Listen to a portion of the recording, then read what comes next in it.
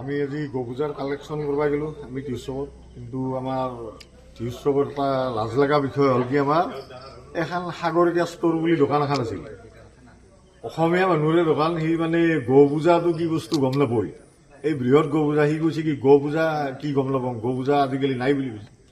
আমি পাকাত এখন ডাঙৰ আঞ্চলিক গো পূজা এখন কৰি আছোঁ, গতিকে সি কথাটো কৈছিল যদি সিও তেখেতেও মানে ভিডিঅ'টো চালি গম পাব যে আমি কি কৰিছোঁ। এনে আমি পকেট খৰচৰ কাৰণে কালেকশ্যন কৰিব গৈছোঁ 10-20 টকা, নাই পূজা এখনৰ কাৰণে গৈছোঁ। এই পেণ্ডেলটো আমি দেখাই দিম, দেখা পাব আমি কি কৰি আছোঁ। এই পেণ্ডেলটো অলপ দেখাই যা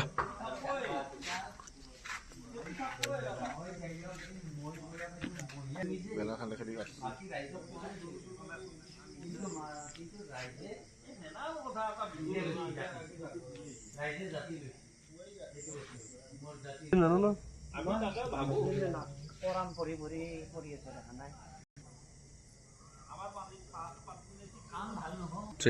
গতিকে এতিয়া পেণ্ডেলটো তেখেতেও দেখা পাব, বাকী ৰাইজে আমাক দেখা পাব আমি কি কৰি আছোঁ। এইবিলাক এইবিলাক প্ৰকাণ্ড পেণ্ডেল, এটা বৃহৎ পেণ্ডেল চাই লওক।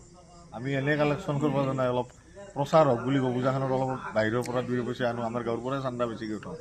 গতিকে চাই লওক, দেখা পাব তেখেতেও।